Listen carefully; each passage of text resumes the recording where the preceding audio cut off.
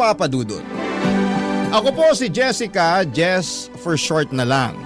Matagal na po akong tagahanga ng Barangay LS. Palagi po akong nakikinig sa programa ninyo sa Facebook tuwing alas 12 ng tanghalian. Sana po ay matanggap ninyo ang sulat ko na ito at magkaroon ako ng pagkakataon na maibahagi ang aking kwento. Hindi po ako lumaki sa marangyang pamilya. Ang mga magulang ko po ay parehong magsasaka at ang natapos ko lamang po ay high school. Mula pagkabata, tumutulong na po ako kina mama at papa sa mga gawaing bukid.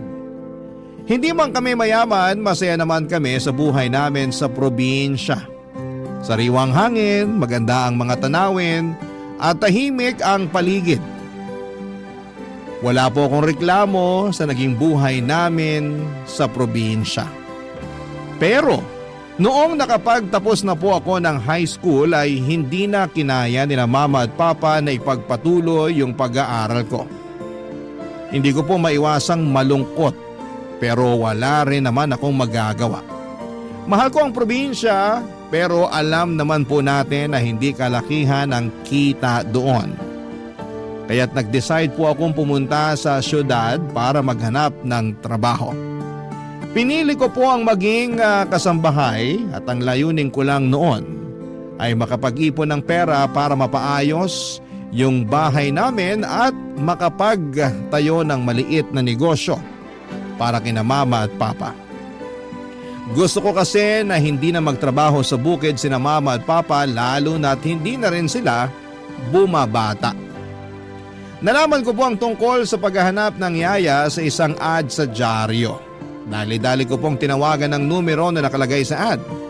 Babae yung sumagot ng phone at pagkatapos ng mahabang usapan ay sinabi niya sa akin na pag nagustuhan daw niya ako.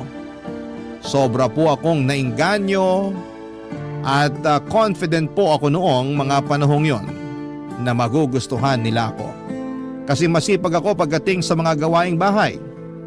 Kinabukasan noon ay nanghiram ako ng pera sa kapitbahay namin at lumuwas papunta ng syudad. Nangako din ako kina mama at papa na buwan-buwan ako magpapadala ng pera sa kanila para sa mga pangangailangan nila sa bahay. Noong dumating po ako sa bahay na naghahanap ng yaya, natuwa sila sa akin dahil mukha daw po akong masipag at puno ng enerhiya. At ito rin ang naging dahilan kung bakit natanggap ako bilang yaya. Napag-alaman ko din po na isang single mother ang may-ari noong bahay na naghahanap ng yaya. Dahil pumanaw na po ang asawa nito. Meron po siyang 10 years old na anak na lalaki at siya po ang naging alaga ko, Papa Dudut.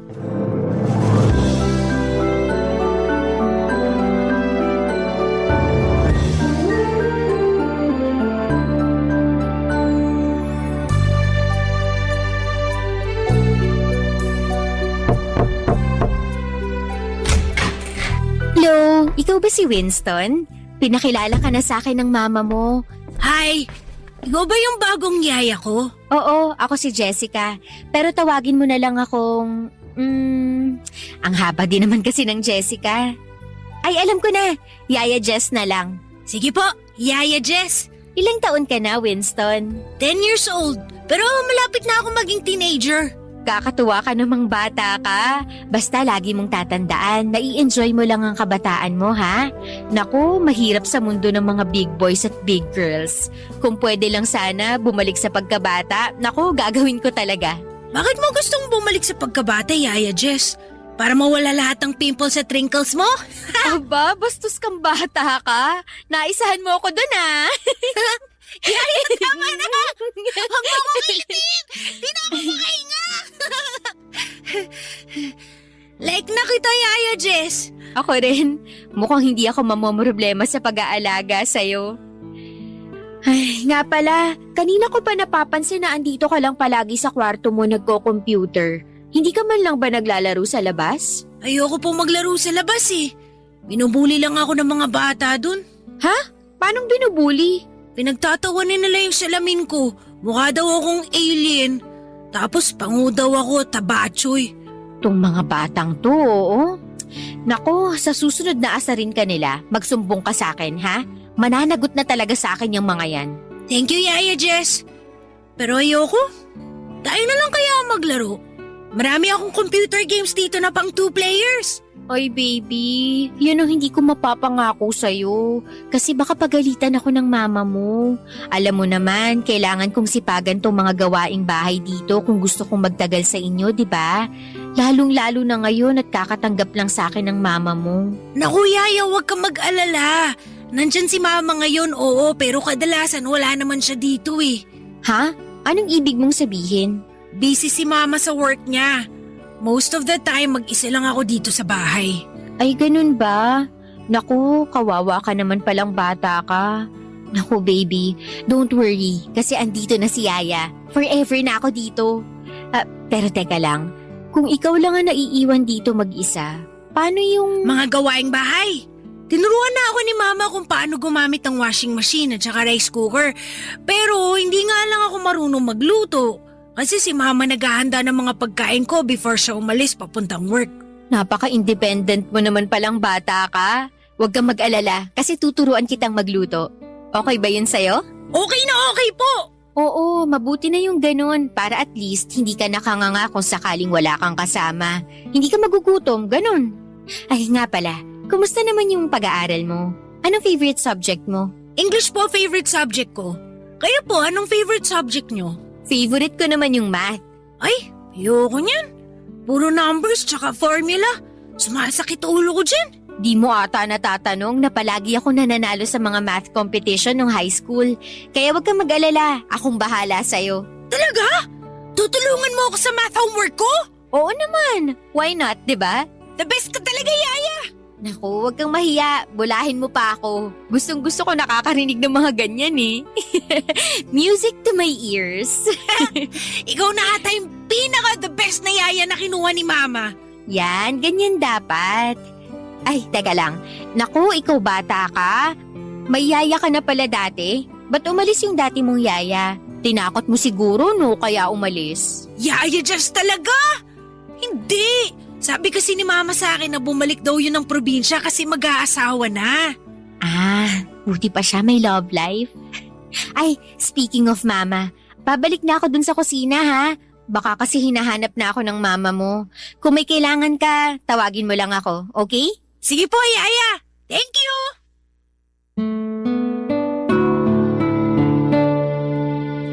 Naging maayos po ang takbo ng pamamasukan ko kina Winston. At masaya na rin po ako sa sahod ko kasi kahit papaano ay nakakatulong ito kina mama at papa.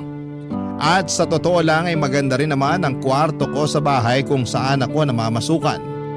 Hindi halatang maid's quarter. Aircon na lang po ang kulang doon at magmumukha ng kondo yon. Hindi ko na nararamdaman ang bigat ng malayo sa pamilya dahil masaya ako sa naging trabaho ko. Hindi po ako nahirapan pakisamahan ang alaga kong si Winston. Napakabait niyang bata at napaka-masunurin pa. Oo, may mga pagkakataon na pilyo siya pero hindi talaga nawawala ang respeto niya sa mga matatanda. At doon ko siya labis na hinangaan. Pakiramdam ko nga ay parang nabubuli siya ng ibang tao dahil sa sobrang kabaitan niya. Maayos po kami ni Winston pero sa totoo lang, awang-awa ko sa kanya. Palagi siyang walang kasama sa bahay dahil nga madalas ay wala ang mama niya. Nang malaman ko po na namatay ang tatay ni Winston noong 6 years old pa lamang siya, mas lalo akong naawa sa kanya. Simula noon, ang mama niya na talaga ang tumatayong nanay at tatay niya. At ramdam ko ang hirap na dinadala ng bata. Hindi lang ako kay Winston naaawa kundi pati na rin sa mama niya.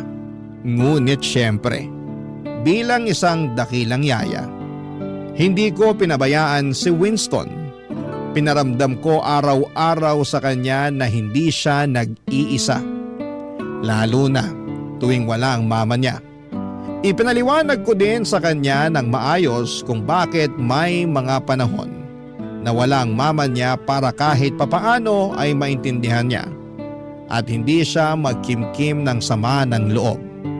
Pinaramdam ko sa kanya na hindi siya kawawa at hindi siya pinapabayaan. Sa awa ng Diyos, nakikinig naman po siya sa lahat ng sinasabi ko. At alam kong unti-unti niyang naiintindihan ang mga bagay-bagay. Pero alam niyo naman po, tao lang tayo, may mga limitasyon. At may mga pagkakataong ang saloobin natin ay hindi na natin kayang itago. Isang araw po ay umuwi si Winston na umiiyak. Nang lumapit siya sa akin, nakita ko ang bigat ng mga pinagdadaanan niya. Hindi basta isang ordinaryong bata ang nakita ko noong araw na yon. Ang nakita ko noong araw na yon ay isang bata na puno ng sakit at lungkot sa mata. Isang bata na kulang sa pagmamahal ng mga magulang. Isang bata na nangungulila sa presensya ng kanyang ina.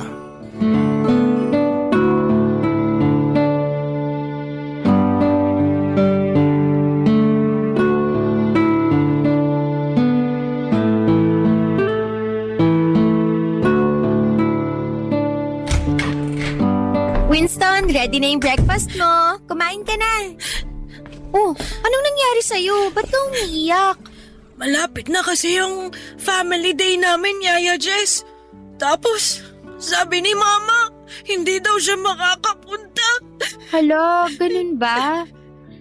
Tahan na, huwag ka nang umiyak. Yung mga kaklase ko siguradong sasamahan ng mga mama at papa nila. Ito talagang baby ko. Alam ko na kadalasan sa mga nakikita mo, lalong-lalo na sa mga kaklase mo, ay merong mama at papa. Pero ganito kasi yan. Hindi lahat ng bata ay kumpleto ang mga magulang. Pero kahit na ganun pa man, lagi mong tatandaan na hindi ka bawasan yun sa pagkatao mo. Ganun po ba yun, Yaya Jess? Oo naman. Pwedeng-pwede ka mamuhay ng masaya at normal kahit hindi kumpleto ang mga magulang mo. Pero, iba pa rin po talaga pagkasama mo mga magulang mo.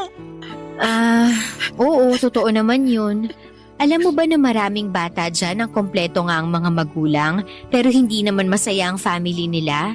Paano niyo naman po nasabi? Ay nako, eto na, ichichika ko na sa'yo. Alam mo ba na yung kaklase ko nung elementary, lumaki siya na may mama at papa pero... Yaya Jess naman eh! Ituloy mo! Mas nasasaktan ako sa pagbitin mo sa kwento eh. Tong bata na to, makinig ka kasi muna baby. So ayun na nga, lumaki siya na parehong nandyan ang mama at papa niya pero hindi siya happy. Alam mo kung bakit? Bakit naman po?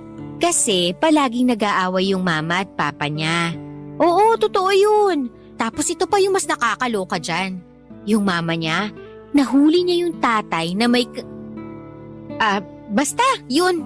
Nahuli na may ano? Wala yun. Basta ang bottom line dito ay hindi siya masaya kahit complete family sila. So mas mabuti pa pala na hindi complete ang family? Ay nako baby, hindi sa ganun yun. Ang ibig ko lang namang sabihin ay hindi lahat ng complete family na nakikita mo ay masaya. Yung iba dyan may pinagdadaanan pero hindi lang nila pinapakita. Kaya wag ka nang sad, okay? Thank you talaga, Yaya Jess. Okay na po ako. Yan, dapat ganyan. Smile ka lang. I love you, Yaya Jess. Love na love din kita, may alaga forever and ever. Pero sa totoo lang po, medyo sad pa rin ako kasi hindi makakapunta si Mama sa family day namin. Baby, eto ha, ipapaliwanag ko sa'yo ng mabuti. Yung mama mo kasi, ginagawa niya ang lahat para sa'yo. Oo, alam ko na parati siyang wala dito sa bahay. Pero ang rason kung bakit parati siyang wala ay dahil nagtatrabaho siya para sa'yo. Pinipilit ka niyang itaguyod kahit mag-isa siya. Alam ko naman po yun. Pero nalulungkot pa rin ako eh. Sa tingin mo, bakit kumuha ng yaya ang mama mo? Para may makasama ka syempre kasi concerned yung mama mo sa'yo. Kung sa bagay. Ganito na lang ang isipin mo baby. Kung hindi busy si mama mo at palagi siyang nandito sa bahay, sa tingin mo ba magkakaroon ako ng chance para maging yaya mo? Tama! Sobrang talino mo talaga, Yaya Jess. Alam ko, ako pa ba? Ako na to eh. Di na lang siguro ako sasali sa family day. Tatapusin ko na lang yung mga assignment na hindi ko pa natatapos. Basta Yaya, tutulungan mo ako ha. Math pa naman yung assignment ko. Alam mo naman na mahina ako pagdating sa problem solving. Ay, teka lang. Sinong nagsabi sa'yo na hindi ka a-attend ng family day? Ano pa nga bang magagawa ako Hindi nga raw makakapunta si Mama, di ba? Ay, dyan ka nagkakamali. Sasamahan kita. Pupunta tayo ng family day. Talaga po, Yaya? Seryoso kayo? Pwera na lang kung kinakahiya mo ko. Ano ka ba, Yaya? Hindi, no? Siyempre gusto ko na nandun ka. Oh, yun naman pala eh. Huwag ka mag-alala. Paghahandaan ko yung family day na yan. Okay? Thank you po! I love you, Yaya Jess! Noong mga panahong yon, kung ano-ano na lamang ang sinasabi ko kay Winston para gumaan ang kalooban niya. Alam ko na may punto siya, Papa Dudut. Lahat ng bata ay may karapatan na magkaroon ng buo at masayang pamilya. Hindi nila pinili na ipanganak sa mundong ito kaya't responsibilidad ng mga magulang na alagaan at bigyan sila ng tamang gabay. Pagdating naman sa amo ko o sa nanay ni Winston, alam kong ginagawa niyang lahat para matugunan ang mga pangangailangan ni Winston. Ang totoo niya ay awang-awa rin ako kay Ma'am kasi wala siyang katuwang sa pag-aalaga sa bata. Pero tulad nga ng sinabi ko, ginagawa ko na lamang ang lahat upang hindi magtanim ng sama ng loob ang bata sa nanay niya. At habang hindi siya nasasamahan ng nanay sa araw-araw, ako na muna ang tumatayong parang pangalawan niyang ina. Sobrang saya po ni Winston noong dumalo kami sa family day ng school nila. Parang ang saya-saya niya at ni minsan ay hindi niya naaalala na hindi buo ang pamilya niya. Sa araw na yon, tuwing may magbabalak na tanungin si Winston kung nasaan ang mga magulang niya, ako na kaagad ang sumasabat para hindi na maalala ng alaga ko.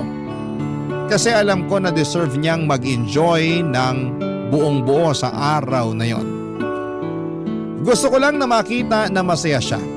Pagkatapos ng family day ay naisip ko na magandang pagkakataon na yon para makausap ang amo ko. Pinag-usapan namin si Winston at naawa din siya sa bata pero sa kabila ng lahat, nagpasalamat din siya sa akin. Kasi nakikita niyang ginagawa ko naman ang lahat ng makakaya ko para gampanan ang tungkulin ko bilang yaya ni Winston. Makalipas ang ilang linggo, mas lalo lang akong naawa kay Ma'am at sa alaga kong si Winston dahil na-promote si Ma'am sa trabaho niya.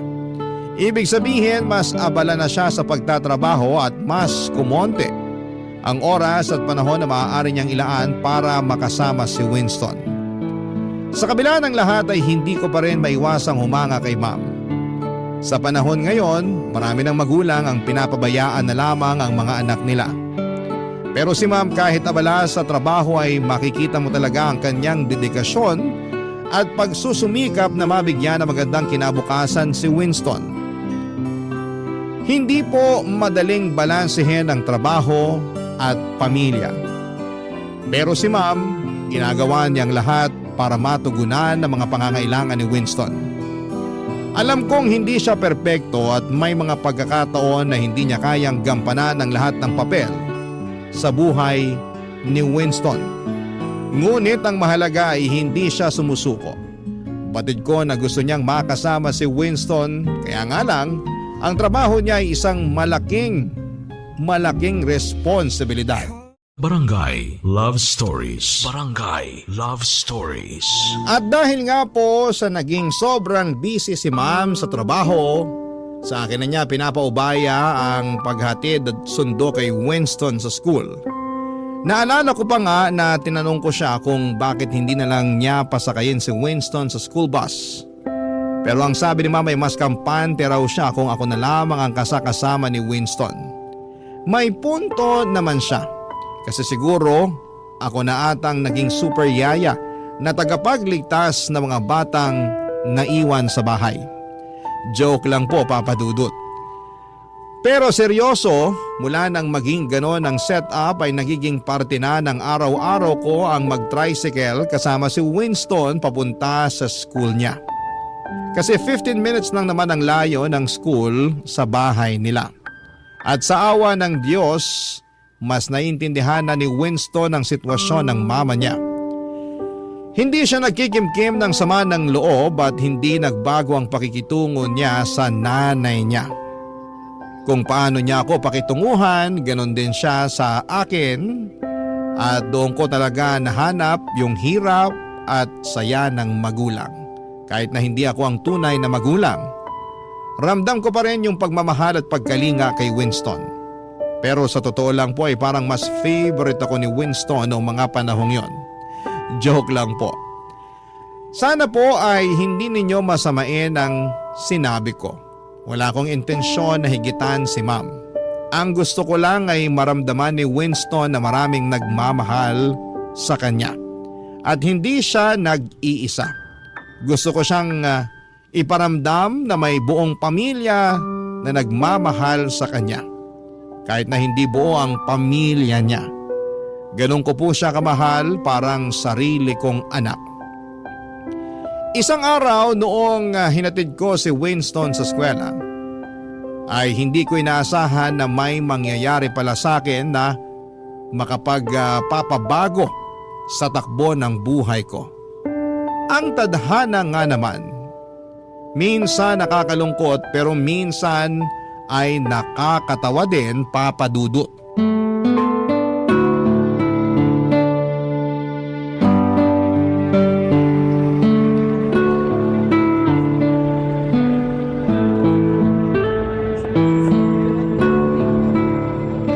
Sige na, pumasok ka na at baka malate ka pa.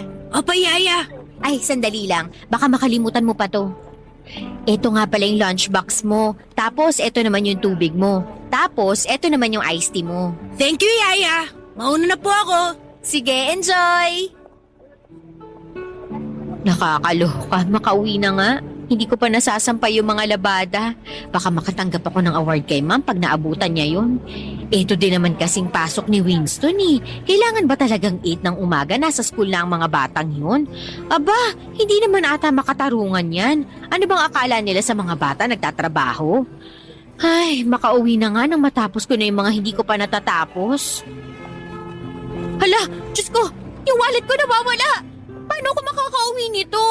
Hala, wala akong pamasahe. Nalaglag ata sa waiting area. Patay, kailangan ko nang balikan yun.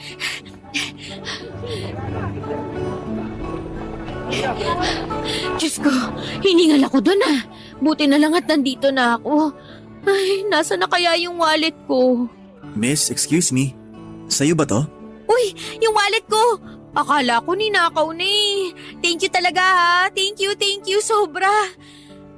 Sandali lang. Paano mo naman nalaman na wallet ko nga to? Binuksan ko tas nakita ko yung picture mo sa loob. Ang ganda mo pala. Pero mas maganda ka sa personal. Nako kuya, tigil-tigilan mo nga ako. Baka maniwala pa ako sa'yo eh. Nga pala, ano ginagawa mo dito, miss? Yung alaga ko kasi dito nag-aaral. Tapos nung pauwi na ako, saka ko namalayan na naiwan o nalaglag ko na pala yung wallet ko dito sa waiting area. Mabuti na lang talaga at ako yung nakapulot. Kaya super thank you talaga kuya. Naku, kung hindi dahil sa'yo, mahihirapan ako makauwi kasi nandito yung pamasahe ko. Nako, di ka mahihirapan kasi driver ako. Kayang-kaya kitang ihatid sa inyo. Ah, ganun ba? In fairness naman. Driver ka ng school bus? Hindi. Yung anak kasi ng amo ko dito rin nag-aaral. Tapos ayun, hinahatid at sinusundo ko siya araw-araw. Ay, sosyal. Siguro malaki ang sahod mo, no? Hindi rin. Ang totoo nga niyan, nagbabalak na nga ako mag-abroad eh. Ha? Bakit naman? Yung pinsan ko kasi, nagtatrabaho sa Taiwan bilang factory worker. Tinutulungan na rin ako ng pinsan ko para makapasok ako sa kumpanyang pinagtatrabahuhan niya. Pinapaasikaso na niya sa akin yung mga papeles ko. Sana lang walang maging aberya. Ay hala, ganun ba? Sayang naman. Ha? Paanong sayang? Bihira lang kasi ako makakita ng gwapo sa waiting area na to. Nambola pa. Uy, totoo yun ah. Kala ko nga nung una teacher ka eh. Paano ba naman? Posturang-postura ka sa uniform mo. Wala akong magagawa. Ito yung gusto ng amo ko eh. Ah, kaya pala. Pero bagay sa'yo ha. Salamat. O paano? Mauna na ako sa'yo ha. Ang dami ko pang kailangang ayusin sa bahay ng amo ko. Miss, teka lang. O bakit? Magkikita pa ba tayo ulit? Bakit mo naman naitanong yan? Gusto sana kitang makita araw-araw bago man lang ako lumuwas papuntang Taiwan. Nako kuya, tatapatin na kita. Gwapo ka pero wala akong panahon para makipaglandian sa'yo. Bakit naman? Nakafocus kasi ako sa alaga ko. Kawawa din naman kasi. Alam mo na, broken family. Sa tingin ko, swerte pa rin alaga mo eh. Paano mo naman nasabi yan? Kasi may yaya siya na tulad mo. Tigil-tigilan na nga natin tong bulahan na to. Baka mamaya kung saan pa mapunta tong usapan na to eh. Sige na, aalis na talaga ako. Pero magkikita pa naman tayo bukas, di ba? Depende kung habulin mo ko. Joke lang. Oo naman, dito nag-aaral alaga ko eh. Nga pala miss, di ko pa natatanong pangalan mo. Jessica, pero Jess na lang for short. Nice to meet you, Jessica. Ako nga pala si Edgar. Nice meeting you too, Edgar. Thank you nga pala sa pagsoli sa akin ng wallet ko ha. Mauna na ako, kita-kits na lang. Aaminin ko, Papa Dudut, na nalaglag ang panty ko sa usapan namin ni Edgar na yon. Paano ba naman kasi sobrang gwapo niya, ang ganda ng katawan. At pakiramdam ko ay natutunaw ako tuwing tinititigan niya ako. Lalo akong kinilig noong may napansin akong papel sa loob ng wallet ko at may nakalagay na phone number doon. Siyempre nagtaka ako. Kaya naman sinubukan kong i-text ang number na yon. At doon ko napag-alaman na kay Edgar pala yon at sinadya niyang ibigay sa akin ang number niya. Mga lalaki nga naman, kaya maraming babayang nasasaktan kasi talagang alam nila kung paano kunin ang loob mo. Sa totoo lang, kahit gwapo at mabait si Edgar at kahit crush ko siya, hindi ko iniisip na magkarelasyon kami. Kasi ang priority ko talaga ay ang trabaho ko at ang alaga kong si Winston. Pero paminsan-minsan, nakakabagot din sa bahay. Lalo na kapag tapos na ako sa mga gawaing bahay. Kaya nire-replyan ko na si Edgar at madalas din kaming magkita sa waiting area habang hinihintay ko si Winston at habang hinihintay din niya ang anak ng amo niya. Madalas kaming magkwentuhan ni Edgar tungkol sa trabaho namin. Napag-alaman ko na 5 taon na pala siyang single at ang gusto niya sa buhay ay ang magkaroon ng sariling pamilya. Pero sa tingin niya ay hindi siya makakabuo ng pamilya kung patuloy siyang magiging driver. Kasi hindi naman daw ganun kalaki ang sahod niya, kaya naisipan niyang magtrabaho sa Taiwan bilang factory worker. Gusto niyang makapag-ipon ng malaking pera hanggang sa makabalik siya dito sa Pilipinas. Hanga din naman ako sa kanya kasi talaga namang alam niya kung ano ang gusto niya sa buhay. Nagtuloy-tuloy po ang pagiging magkaibigan namin ni Edgar ng ilang buwan. At nang akala ko ay hanggang sa simpleng kwentuhan at biruan na lamang matatapos ang lahat. Isang araw ay pinuntahan ako ni Edgar sa bahay ng amo ko.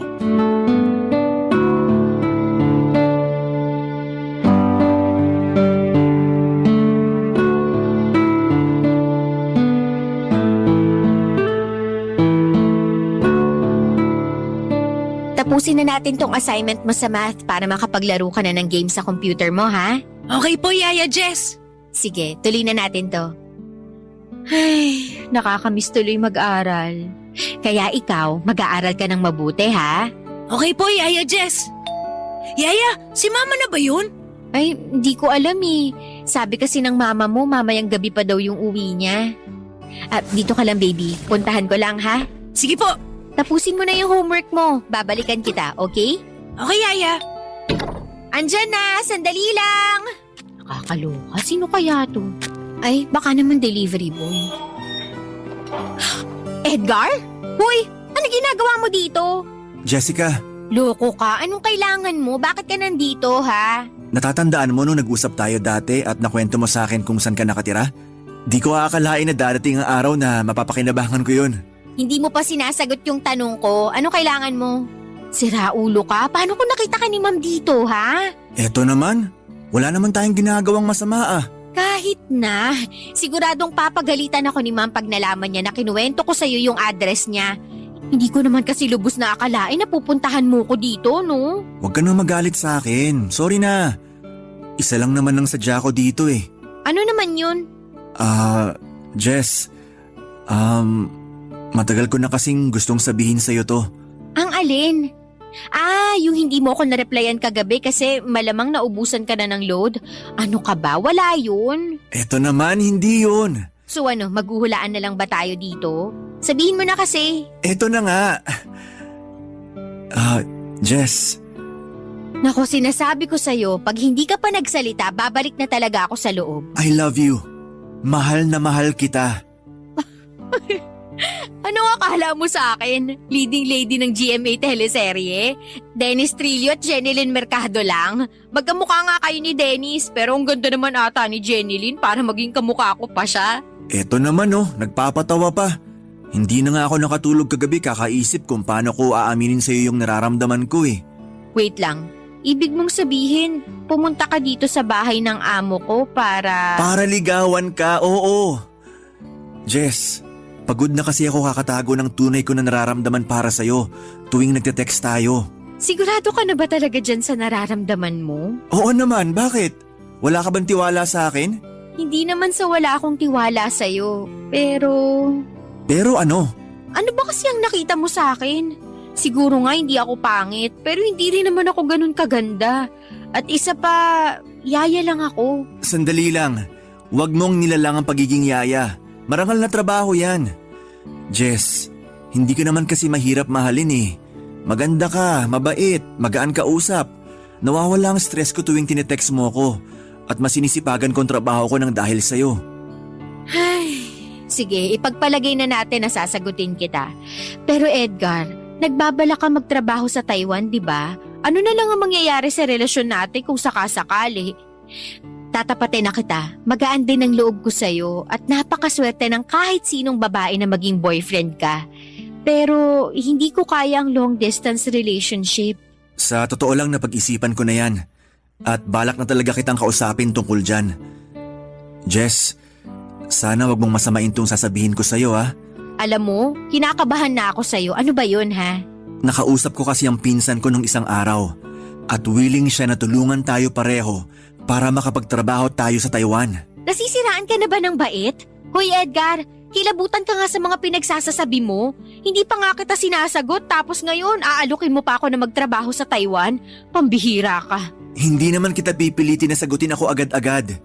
Yung sa akin lang naman, sayang din naman kasi ang opportunity kasi willing tayo tulungan ng pinsan ko. Hoy Edgar, kung sakali man na maging tayo, mas pipiliin ko na lang na tiisin ang long distance relationship kesa sa iwanan ko yung alaga ko, no? Kawawa naman siya pag umalis ako. Sige, ikaw bahala. Wala namang pilitan to eh. Pero pag-isipan mo na lang kasi di hamak na mas malaking kikitain mo sa Taiwan kung sakasakali. Naloka po ako sa mga sinabi sa akin ni Edgar noong araw na yon, Papa Dudut. Ewan ko ba. Aminin ko na natutuwa ako noong inamin sa akin ni Edgar na mahal niya ako. Kasi totoo lang ay ganon rin naman ang nararamdaman ko para sa kanya. Pero noong inalok niya akong magtrabaho sa Taiwan kasama siya ay doon ako talaga naloka. Oo, unti-unti na akong napamahal kay Edgar pero hindi matutumbasan ng kahit na anong relasyon ang pagiging yaya ko kay Winston.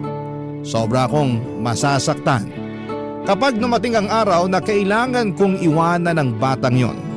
Kung pwede ko lang sanang samahan si Winston hanggang sa pagtanda ko ay gagawin ko talaga. Ang hirap tanggapin na balang araw ay kailangang iwanan ko siya at hindi ko alam kung kaya ko yon. Pagdating naman kay Edgar, hindi siya nagsawa sa panliligaw sa akin. Kung ano-ano na ang mga tinitext at ibinibigay niya para lamang may pakita na talagang mahal niya ako. Makalipas ang ilang buwan ay bumigay ako at sinagot ko na rin siya. Noong mga panahong yon, alam ko na malamang masasaktan ako kapag umalis siya para magtrabaho sa Taiwan. Pero kahit na ganoon ay naisip ko na mas matitiis ko pang mawala si Edgar kesa mawala ang alaga ko na si Winston. Kay Winston ko naranasan ang pakiramdam ng pagiging isang tunay na ina. Alam ko rin na masaya siya at komportable siya sa akin bilang yaya niya. Tama naman si Edgar na di hamak na mas malaki ang kikitain ko sa Taiwan. Pero hindi ko kayang isakripisyo ang pagiging pangalawang ina kay Winston. Hindi matutumbasan ng kahit na anong halaga ng pera ang pagiging yaya ko sa batang yon. Noong mga panahong yon ay sapat na sa akin na nakapagpapadala ako ng pera sa mga magulang ko sa probinsya. Wala akong utang at wala akong mga luho. Kaya kahit na hindi ganoong kalaki, ang sahod ko bilang yaya okay lang sa akin. Ang mahalaga sa akin ay makasama ko si Winston Papadudot at magampanan ko ang papel ko bilang pangalawang ina para sa kanya. Barangay Love Stories. Barangay Love Stories. Naging okay na ang takbo ng buhay ko, Papa Dudut. As usual, yaya ako ng napakakulit na batang si Winston. At tuwing day off ko naman ay lumalabas kami ni Edgar para mag-date. Nang mga panahong yon ay pakiramdam ko ay parang perfect na ang lahat. Hindi na rin ako kinukulit ni Edgar na sumama sa kanya papunta ng Taiwan. Napagkasunduan namin na mag-long distance relationship na lamang kami. Pinangako ni Edgar na mag-iipon siya para makapagpatayo kami ng bahay at makapagpakasal at sumang-ayon ako sa plano niyang yon. Pero Papa Dudut, hindi ko alam na may darating pa pala na pagsubok na yayanig sa buhay ko. Ilang linggo lang ang lumipas, tumawag sa akin si Papa at sinasabi na may stage 1 breast cancer daw si Mama. Sobra akong nanginig at naiyak nang marinig ko ang napakasamang balita na yon. Ikinuwento ko sa amo ko at kay Edgar ang tungkol sa mama ko at sobra silang naaawa sa akin. Nang mga panahong yon, alam ko na kailangan kong kumilos kaagad. Kasi ayokong lumala ang kalagayan ni Mama. Kaya naman napagdesisyonan ko nang tanggapin ang alok ni Edgar na magtrabaho sa Taiwan bilang factory worker na kasama siya. Sinabi ko ito kay Ma'am at kitang-kita ko sa mga mukha niyang kalungkutan. Pero naunawaan niya naman ang sitwasyon ko. Na kailangan kong mag-ipon ng malaking halaga para maagapan ang cancer ni Mama. At syempre hindi naging madali sa akin na kausapin si Winston tungkol sa desisyon kong umalis. Naramdaman ko ang bigat sa puso ko habang pinapaliwanag ko sa kanya na kailangan kong magtrabaho sa ibang bansa para matulungan si Mama, Papa Dudut.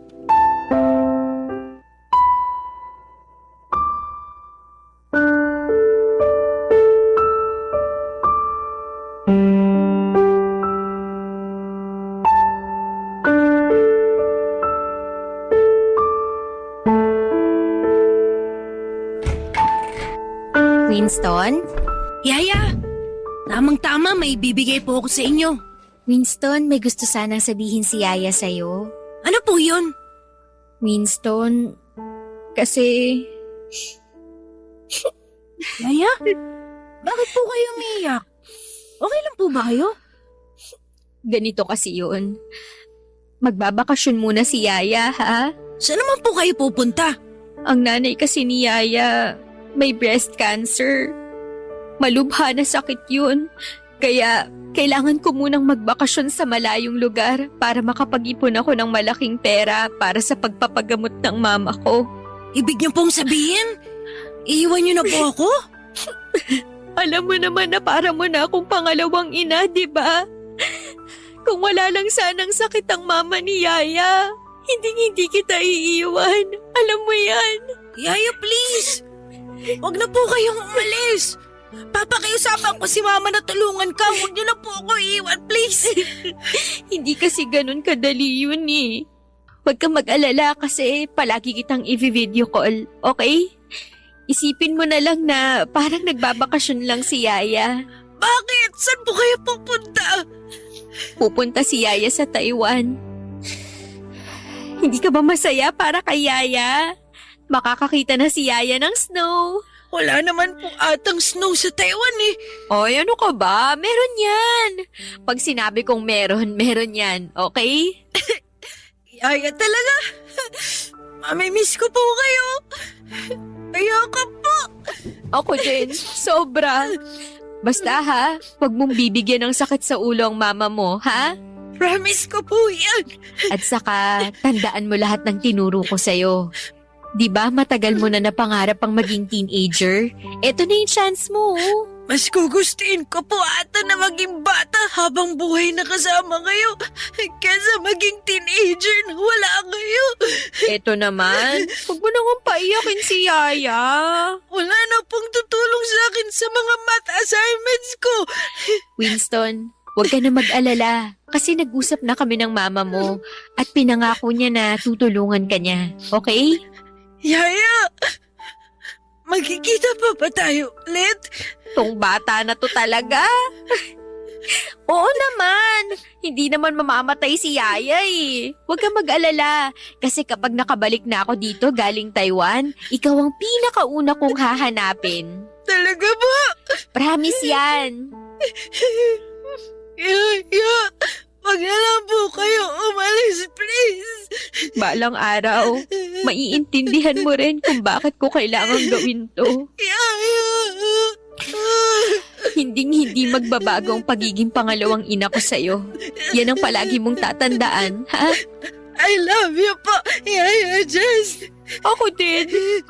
Mahal na mahal kita. Oo nga po pala. Tungkol nga pala po dun sa bibigay ko sa'yo. Ay, oo nga pala. Sorry, masyado kasing naging emotional si Yaya. Bakit? Ano ba yun? Alam niyo po ba kung anong date ngayon? Sandali lang, tingnan ko lang tong cellphone ko. May 11. Bakit mo naman naitanong yan? Pinag-ipunan ko po talaga to ng 1 week gamit ang allowance ko para mabili ko tong mga bulaklak. Yaya Jess, Happy Mother's Day po! Oh, ikaw talagang bata ka. Mamimiss kita, sobra. Basta, promise niyo po na babalikan niyo ako ha? Na magkikita pa tayo ulit. Promise yan. Ipangako mo rin na wag mong kakalimutan si Yaya, ha? Pag-iisipan ko po. Ah, ganon ha? Ay, Jess naman, tama na po. Napakapilyo mo talagang bata ka. Kahit kailan ka talaga. Nang mga panahong yon, Papa Dudut, ay nakuha ko pang magbiro kay Winston. Pero ang totoo niyan ay durog na durog ang puso ko sa desisyon kong iwanan siya. Nakiusap ako sa amo ko na sana'y samahan niya si Winston sa kwarto niya sa mismong araw na aalis ako sa bahay nila. Kasi ayokong maramdaman ng bata na nag-iisa siya. Gaya ng inaasahan ko ay nadurog na naman ang puso ko sa puntong hindi ko na kayang tignan si Winston dahil may kirot sa puso ko tuwing tinitignan ko siya. Pero kinailangan kong maging matapang para sa mama ko upang makasurvive siya sa sakit niyang breast cancer. Pagkatapos kong umalis sa bahay na pinagsisilbihan ko ay doon ako tumira sa inuupahang kwarto ni Edgar. Nang mga panahong yon ay buong-buo na ang desisyon ko na pumunta ng Taiwan para magtrabaho bilang factory worker kasama si Edgar. Ang pinsan mismo ni Edgar ang tumulong sa amin. Pinautang niya kami para sa lahat ng gastos namin hanggang sa makapunta kami ng Taiwan. At sa wakas ay naging maayos ang takbo ng application namin at parehong kaming nakakuha ni Edgar ng work visa at nakapagtrabaho bilang factory worker. Hanggang ngayon, factory worker pa rin kami ni Edgar at 8 taon nang nakakalipas. At sa awa naman ng Diyos, Papa Dudut, cancer-free na rin si Mama sa ngayon. Hindi naging madali ang buhay ko dito sa Taiwan pero lubos pa rin akong nagpapasalamat sa trabaho namin dahil napagamot ko si Mama at nagkaroon kami ni Edgar ng kaunting ipon. Pagdating naman kay Winston, nagkaroon kami ng communication from time to time. Pero ang talagang nagpaantig sa puso ko ay nang makatanggap ako ng message mula sa mama ni Winston. Gusto sana ng mama niya na dumalo ako sa high school graduation ni Winston. Naisipan namin ni Edgar na matagal-tagal na rin kaming hindi nakababalik sa Pinas. Kaya pareho kaming sumang-ayon sa ideya na magbakasyon. Ipinaalam namin ito sa employer namin at dahil matagal na kaming nagtatrabaho bilang factory worker ay inapprove kaagad ang aming vacation leave. Hindi na rin naging problema sa amin ni Edgar ang pambayad ng ticket dahil may ipon naman kami kahit papaano. Nung araw ng high school graduation ni Winston ay hinatid ako ni Edgar. Oo, nakikita ko ang mukha ni Winston sa social media at nakakausap ko pa rin siya sa chat, pero kinabahan pa rin ako. Kasing hindi ko sinabi sa kanya na sosorpresahin ko siya sa araw ng graduation niya, Papa Dudut.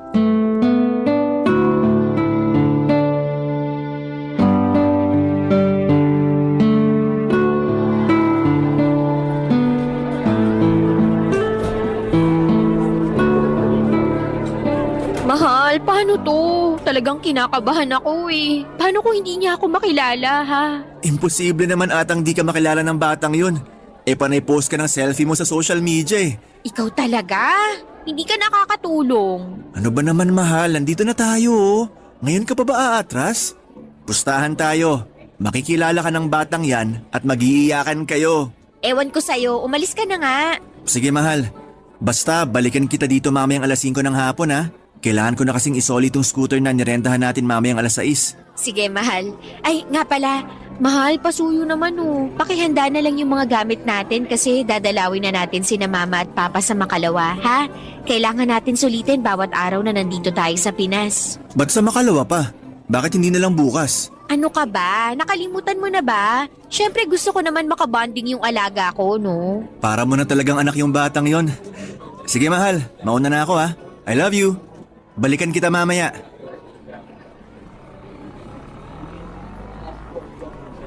Yaya Jess?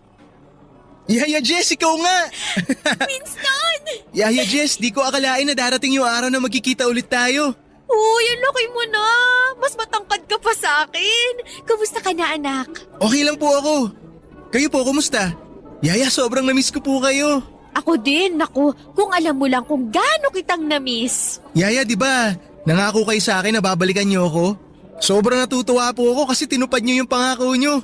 Sa graduation ko pa. Naku, magpapasalamat ka sa mama mo kasi siya yung nagsabi sa akin na graduation mo ngayon. Bilang pangalawang nanay mo, sa tingin mo ba palalampasin ko yun? Thank you nga po pala. Salamat kasi hindi niyo pinaranas sa akin na galing ako sa broken family. Salamat po kasi minahal niyo ako ng buo na parang tunay niyong anak. Salamat din po kasi kayo yung tumayong mama ko nung mga panahong busy si mama sa trabaho niya. Tsaka nung panahong sobrang kailangan ko ng pagmamahal ng isang ina. Ikaw talaga. Hindi ka pa rin nagbabago. Pinapaiyak mo pa rin ako. Kakainis ka. I love you po, Yaya Jess. Mas mahal kita, anak. Basta promise ko sa'yo na Na ano po, Yaya? na ikaw ang magiging panganay ko forever. Yaya Jess naman eh. Hindi pa nga po nagsisimula yung speech ko, pinapaiyak niyo na po ako. Speech? Opo, ako po yung valedictorian namin. Magbibigay po ako ng speech mamaya. Totoo? Sobrang proud ako sa'yo, Winston. Congratulations, anak. Thank you po, Yaya Jess. Ang sarap din po pala sa pakiramdam na tinatawag niyo akong anak. Alam ko na tinatawag niyo na ako ng ganyan dati pero mas naramdaman ko po siya ngayon. Para tuloy nararamdaman ko na dalawa yung nanay ko. Siyempre naman. At yun nga ang maganda dun eh. Dalawa ang nanay mo, di ba? Oo nga po eh. Ay, Yaya, kumusta po pala buhay niyo ni Manong Edgar sa Taiwan? Uy, paano mo naman nalaman yung tungkol sa amin ni Kuya Edgar mo? Best friend ko po kasi from elementary to high school yung batang pinagdadrive ni Manong Edgar noon. Tapos ayun po, nakwento niya sa akin yung tungkol sa inyo. Tsaka isa pa po, panay ang post niyo ng picture sa social media eh. Halos hindi ko na nga po kayo mamiss kasi kayo na lang po laman ng newsfeed ko. Naku, ikaw talagang bata ka. Pareho kayo ng ugali ng Kuya Edgar mo. Babalik yun mamaya pagkatapos ng graduation mo. Ipapakilala kita doon, ha? Pero nak, wag mong tatawagin na Manong yun. Magagalit yun. Ay, sige po, Kuya Edgar na lang. At ikaw, kumusta ka na? Siguro may girlfriend ka na, no? Opo, meron na po. Binata ka na talaga. Dati, palagi ka lang nakaupo sa harapan ng computer mo. Pero ngayon, may girlfriend ka na. Valedictorian ka pa. Tapos dati, nagmamadali ka pang maging teenager. Ang bilis ng panahon. Sobra. Grabe talaga. Ay, nga po pala. May hihilingin po ako sa inyo kung okay lang po. Ano yun, anak? Pwede po bang Nanay Jess na lang po ang itawag ko sa inyo? Ikaw talagang bata ka. Dapat noon mo pa naisip yan eh. Siyempre naman, ano ka ba? I love you po, Nanay Jess. I love you din, anak. Halina po kayo sa loob. Nag-aantay na sa atin si Mama dun. Tara! Papa Dudut, sobra po akong naiyak sa speech ni Winston ng graduation niya, Papa Dudut. Pareho niya kaming pinasalamatan ng mama niya at hindi ko napigilang yakapin siya pagkatapos ng speech niya. Sobra din pong natuwa ang dati kong amo noong nakita niya ako. Labis po akong natutuwa sa naging kalagayan ni Winston dahil dito ko na napatunayan na naging mabuti akong yaya sa kanya.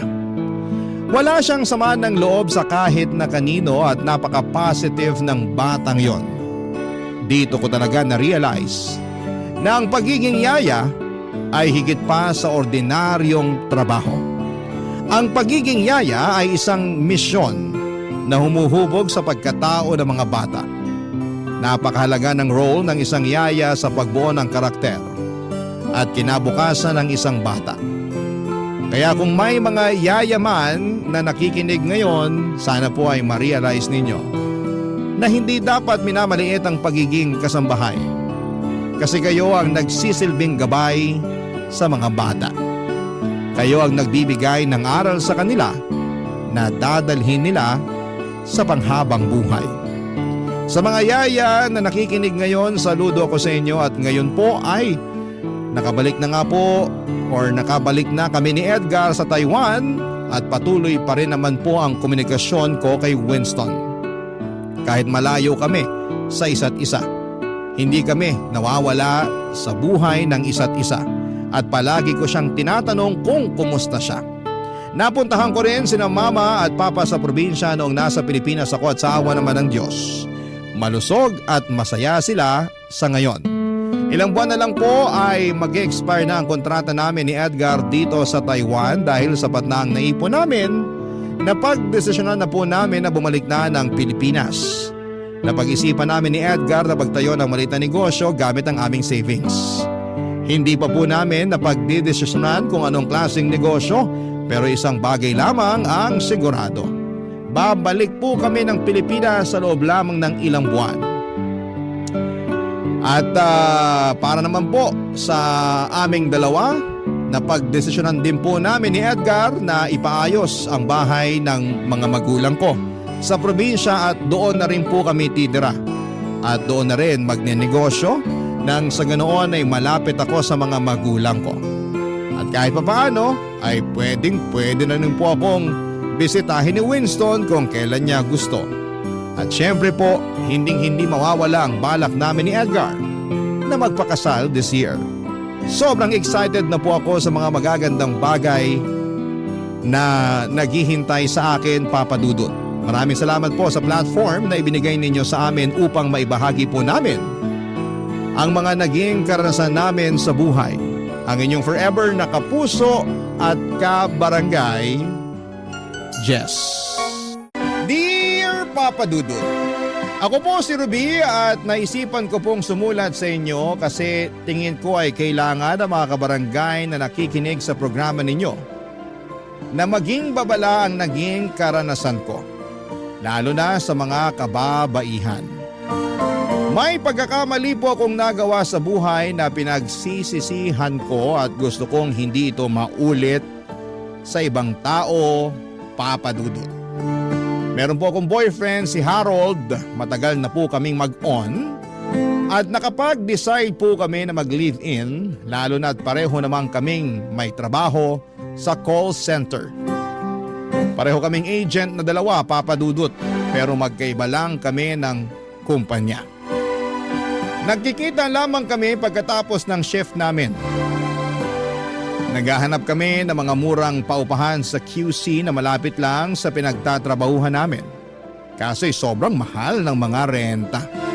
Parang hindi kaya talaga sa budget pero may nakita kaming condo sharing.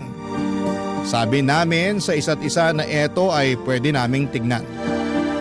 Kinontak namin yung nag-post at pinuntahan ang condo unit. Maganda ang unit, malinis at tiyak na magkakaroon kami ng peace of mind para makapagpahinga pagkatapos ng work. Yon ang nasa utak namin ni Harold. May 2 room ang kondo, ang isang room ay may umuupa rin na isang pamilya.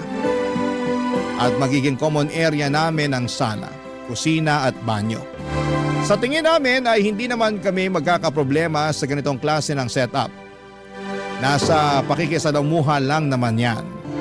Ang concern namin ay makatipid kami sa renta.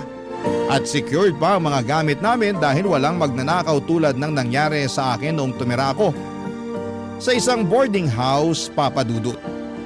Nakakamura ka nga pero mapapamura ka rin kapag ninakawan ka na. Sabi ni Harold sa akin na kaya namin ang buhay live-in basta't magtulungan lamang para sa future. Baka makabili na talaga kami ng unit namin o makapagpatayo sa probinsya ng bahay namin at doon na kami titira. Hindi na kami mamamasukan. Magnenegosyo na lamang kami. Masarap pa rin mamuhay sa probinsya dahil sariwang hangin at makakabili ka pa ng fresh na gulay at pati isda kapag malapit lang sa dagat tulad sa probinsya namin sa Zambales. Pero maganda na rin ang nakahanap kami ng condo sharing. Dito kami bubuo ng magandang memory bilang partner. Sabi namin sa isa't isa na dapat naming patibayin ang aming pagmamahalan at sana'y darating ang araw na magpapakasal na rin kami para legit na ang pagiging mag-asawa namin. Hindi ko makakalimutan ang araw noon na nakilala namin ang magiging kakondo share namin sa unit. Walang iba kundi si Jake, Papa Dudut.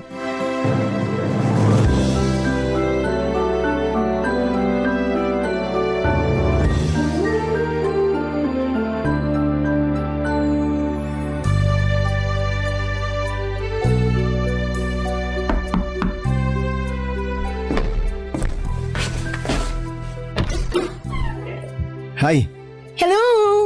kayo siguro sina Ruby at Harold? Oo, kami nga. Ikaw si... Jake. Ako si Jake. Pasok kayo. Salamat. Maganda tong unit, mayaman yung may-ari. Napaayos niya. Ako nga pala mga kasama nyo dito. Sinabihan ako ng may-ari na darating kayo ngayon. Nung nag-viewing kayo nitong unit, wala ako nun. Nasa school ako. May program kasi yung anak ko nun. Ay, welcome nga pala sa inyo. Kumuha kayo nitong cookies. Gusto nyo ba ng kape o juice? Ang bait mo naman, may pa-cookies pa. Salamat ha. Nag-abala ka pa. Wala yun, maliit na bagay. Sabi ko nga mas okay na magkakilala na tayo agad para walang ilangan. Sana maging magkasundo tayong 3. Sana nga. Kabado pa nga kami kanina kasi hindi namin alam kung anong klaseng housemate ang makakasama namin. Pero mukhang mabait ka naman. Nako, mabait talaga ako. Pagtulog. Biro lang. Taga saang probinsya pala kayo? Zambales. Kayo po? Sa South ako, Albay. Ang layo nyo pala. Oo, medyo. Pero dito na ako napadpad. Masaya kami kasi mabait ang makaka-condo share namin. Pero seryoso, gusto ko lang ng maayos na samahan dito. Yung tipong pamilya na rin ang turingan natin. Tama. Ganun din ang hanap namin bro. Peaceful na tirahan. Tsaka makakatipid at makakaipon. Ang mahal kasi ng renta dito sa Manila. Oo, iba talaga dito sa Metro Manila. And speaking of pamilya, remind ko lang kayo ha. Yung anak kong si Liam, baka may araw na makulit yung bata kaya pagpasensyahan nyo na. Mabait naman yun pero alam nyo na, bata. Tahimik lang siya ngayon kasi naglalaro lang sa kwarto. Busy sa tablet niya. Ay, ganyan na ang mga bata ngayon. Natutuwa na sa tablet at cellphone. Pero kapag magkaanak tayo, gusto ko walang ganyan ha. Okay yan na patakaran bro. Yung kaso kasi ng anak ko, wala siyang kalaro. Kaya hinayaan ko na mag-tablet kasi nga dito kami sa condo nakatira. Yun lang bro. Nasaan nga palang asawa mo? Nasa Dubai, OFW. Nagtatrabaho sa hotel doon. Ako naman work from home kaya ako ang nag-aalaga kay Liam. Kaya pasensya na talaga kayo kung minsan maririnig niyo siyang kumakanta o sumisigaw habang naglalaro. Tulad nga ng sabi ko kanina, bata eh. Ayos lang yun. Mas mabuti na yung masaya ang bahay kaysa sobrang tahimik. Tama, at least may bata nakakagaan ng vibes. Salamat kinakabahan nga ako kasi baka maabala kayo. Pero kung may problema, sabihin nyo lang. Ganun din kami bro. Sabihin mo lang kung may sablay kami. Oo, halimbawa maingay kami. O may bisita, heads up ka namin. Maganda yan, maraming salamat. Ay, nga pala, mahilig ba kayo sa kape? May espresso machine ako sa kitchen. Gamitin nyo lang kung kailan nyo gusto. Ayos yan. Coffee's life bro. Totoo. Ay, same. Grabe, mukhang magka-vibes tayo dito. Yun talaga ang goal, yung magkaroon ng magandang vibes dito sa unit. By the way, may house rules din pala ako naisip. Pero mga simple lang, tulad ng schedule ng paglilinis, yung mga ganon. Walang problema sa amin yun. Mas okay nga yung may sistema para iwas gulo. Agree. Ayoko rin ng kalat, lalo na sa common area. Tsaka kung meron kayong special request, sabihan nyo lang ako. Ayoko na magkaroon tayo ng tampuan dito. Thank you po. Wala yun. O siya, hindi ko na kayo aabalahin. Kung kailangan nyo ng tulong mag-ayos, nandito lang ako. Huwag kayong mahiyang katukin ako sa kwarto ko, ha? Tsaka gamitin nyo lang yung amenities dito, pool, gym, para hindi sayang. Salamat talaga Jake. Iba ka bro. Hindi kami sanay na ganito ka-welcoming ang housemate. Oo nga, buti na lang ikaw ang kasama namin. Pareho tayong swerte. Sige Jake, salamat ulit. Mag-aayos muna kami ng gamit sa room pero babalik kami dito mamaya para magkape. Simula nang lumipat kami sa kondo, ang dami kong natutunan tungkol sa independent living. Akala ko noon ay simple lamang basta may tirahan ay okay na. Pero hindi pala ganon kadali lalo na pagdating sa gastusin. Ang pinakaunang reality check, tubig, papadudot. Grabe. Sobrang mahal pala ng bayad dito. Yun pala hindi pa nakakonvert sa residential rate ang billing namin. Kaya pang commercial pa rin ang singil. Imagine mo yun halos doble ang binabayaran namin kesa sa normal na household. Kaya kahit gaano ko ka-enjoy ang maligo ng matagal ay kailangan ko nang mag-adjust. Konting banlaw, konting tipid. Bukod sa issue ng tubig ay may isa pa akong natutunang mahalagang bahagi ng condo life. Ang pakikisama sa ka-condo share. Si Jake na kasama namin sa unit ay parang resident advisor namin. Hindi siya masungit pero consistent ang paalala niya sa mga do's and don'ts. Minsan ay may papaisip ako na grabe si Jake sa mga pagre-remind. Pero naalala ko rin yung araw na naiwan ko palang nakabukas ang gripo sa kitchen at siyang nakapansin. Buti na lamang at naagapan kung hindi baka lumobo pa lalo ang water bill namin. Kailangan naming makaipon ni Harold kasi gusto rin namin talagang makasal. Ang life sa condo ay parang mini version ng real world. May mga responsibilities, adjustments at pakikisama. Kailangan ng disiplina lalo na sa budget at utilities. Pero higit sa lahat mahalaga ang respeto at komunikasyon sa mga kasama mo. Sa huling masarap din sa pakiramdam na natututo kang maging responsable habang may natatagpuan kang bagong pamilya sa ibang tahanan. Pero habang tumatagal ay may iba akong nararamdaman kay Jake. Parang chinachansingan na niya ako o sobrang feeling close niya lamang pero nasa boundary na siya ng awkwardness, papadudot.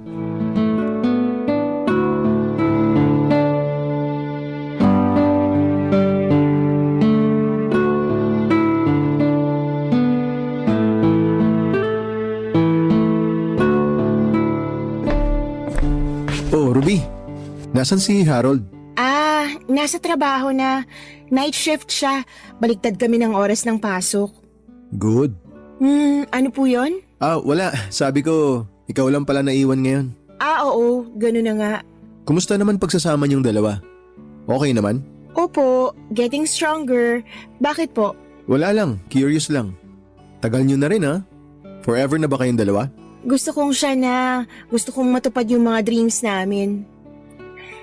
Bakit ganyan po ang mukha niyo, Jake? Parang may duda ka. Hindi naman sa ganun, pero alam mo yun, minsan kasi akala mo forever na tapos biglang hindi pala. Ang pessimistic mo naman. Magiging okay ang takbo ng relasyon namin ni Harold. Naniniwala ako dyan. Eto tanong lang masaya ka ba talaga sa kanya? Di ba nung isang araw lang nag-away kayo? Yun. Konting hindi pagkakaunawaan lang. Normal lang naman yun. Kayo ba ng asawa mo hindi nag-aaway? Teka lang po, bakit ba parang ang dami mong tanong tungkol sa amin? May gusto ka bang sabihin? Wala, ano ka ba? Nag-uusap lang tayo. Hindi ba pwedeng mag-usap ang magka-condo share? Ganito kasi yun. Minsan iniisip ko, paano kaya kung ibang choices yung ginawa natin? Paano kung hindi kayo ni Harold? Paano kaya kung single ako? What if? What if ano? Ayoko sa what if. Masaya na ako kay Harold. Excuse me, papasok na ako sa room namin. Ruby, sandali lang. Bitiwan niyo po ako, Jake. Wag. Teka lang naman. Nararamdaman kong pinopormahan mo ko pag wala si Harold Please, gusto kong maging magandang samahan natin dito sa kondo. May Harold na ako, alam mo yun. Tsaka, may asawa ka na. May anak kayo, si Liam. Hindi ko naman nakakalimutan yun Pero wala naman dito yung asawa ko ngayon. 'Di ba? Jake, hindi mo pwedeng sabihin yan kahit biro Hindi ako nagbibiro. Hindi mo ba nararamdaman? Laging may something kapag nagkikita tayo. Oo, aaminin ko. Pinopormahan kita. Hindi ko maipaliwanag pero parang may parte na ng pagkatao ko na hinahanap-hanap ka. Tigilan mo ko. Huwag mo na akong guluhin, pwede ba? Pwede kitang isumbong kay Harold o sa may-ari ng kondo. Ruby, hindi ko intensyon na manggulo. Pero aminado ako. Nung una kitang nakita, gandang-ganda na talaga ako sa'yo. Jake, hindi ko alam kung anong gusto mong mangyari. Pero malinaw ang sa'kin. Ayaw kong magkasala. Please, wag mo naman tong gawin sa asawa mo at sa anak mo. At hindi ako kaladkaring babae. Ruby, hindi mo ba ako pwedeng magustuhan? Ayaw mo ba yung itsura ko? Wala ba akong pag-asa sa'yo? Hindi na dapat natin pag-usapan to dahil wala. Hindi ka ba kinikilabutan sa mga sinasabi mo? Wala namang makakaalam kung hindi natin ipapaalam. 'Di ba? Jake, I really feel awkward now. Pwede bang bitiwan mo ng kamay ko? Baka may magawa pa ako Sorry. Pero sabihan mo lang ako kung sakali. Tama na. Hindi kita gusto at wala akong balak na gustuhin ka. Pwede bang pagtuunan mo na lang ng pansin yung anak mo? My gosh! Bakit ba kami lumipat dito kung meron palang tulad mo na mukhang manyakis? Ang sakit mo naman magsalita. Hindi naman ako ganun. Hindi ako manyakis, hindi kita minanyak. Gusto lang talaga kita. Nagbakasakali lang ako. Pero sige, titigilan na kita. Sorry. Sige na, wag mo na ako ilagay sa sitwasyon na pwede mong pagsisihan. Nirerespeto kita. Nirerespeto ka namin ni Harold. Sana, respetuhin mo rin kami.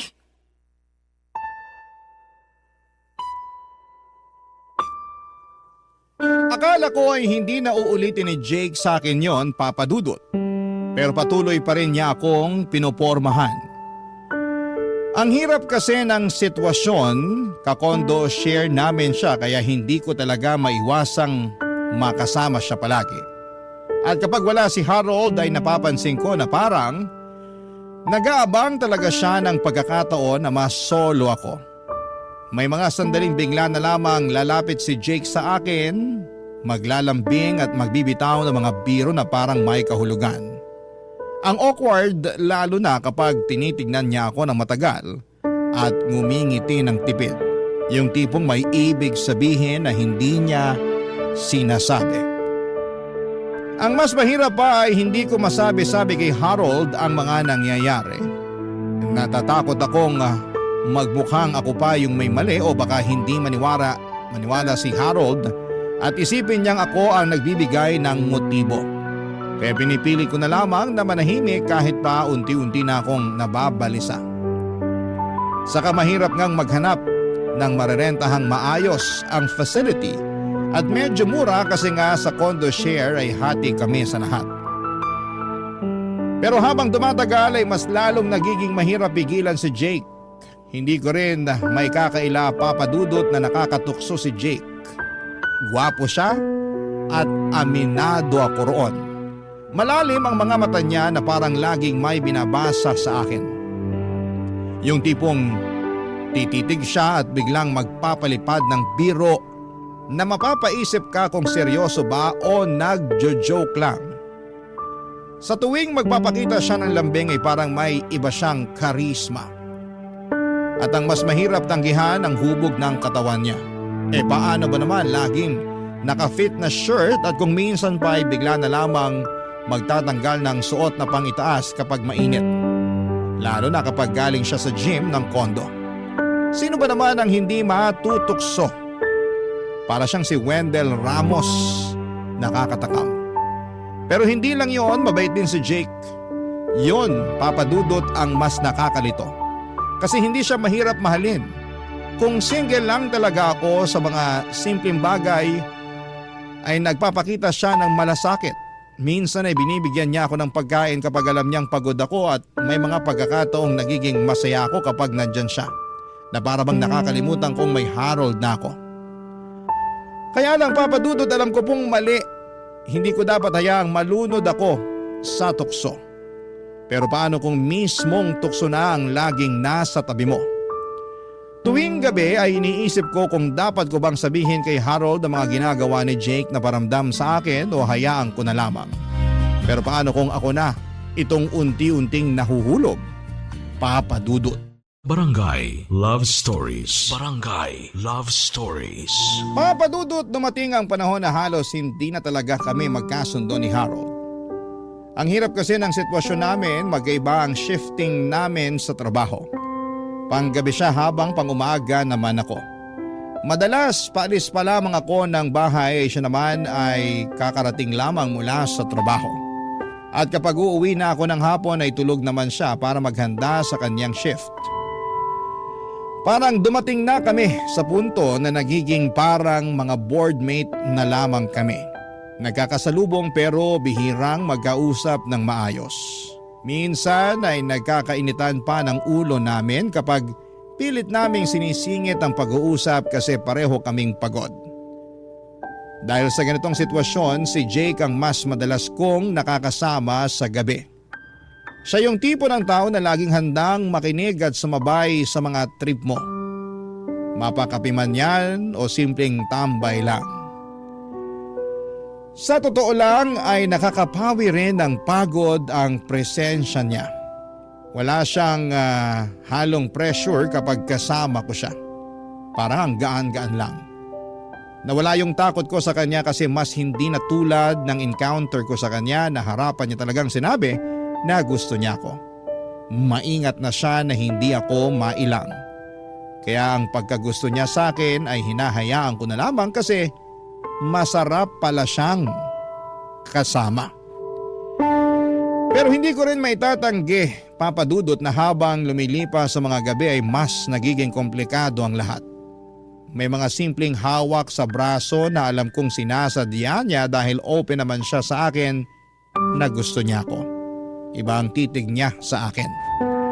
Nakakagulo ng isip kapag tinitignan ko ang mukha niya. Hindi ko rin maiwasang ikumpara siya kay Harold. Si Harold na dati laging sweet ay naging malayo na sa akin. Naintindihan ko naman na pagod siya sa trabaho pero hindi ko maiwasang hanapin yung dating kami. Yung masaya, laging may oras para sa isa't isa. Kay Jake ko yon naramdaman. At doon ako takot. Ayokong malunod sa atensyon na binibigay niya. Tuwing gabi pag uwi ko iniisip ko kung mali na ba itong nangyayari. Pero sa totoo lang Papa Dudut, ang hirap pigilan kapag ang lungkot mo napapalitan ng saya pero sa piling pa ng iba. At tuwing nag-aaway kami ni Harold naiisip ko ang magandang samahan namin ni Jake. Para kasing walang linggo na hindi kami nag-aaway ni Harold noon, Papa Dudut.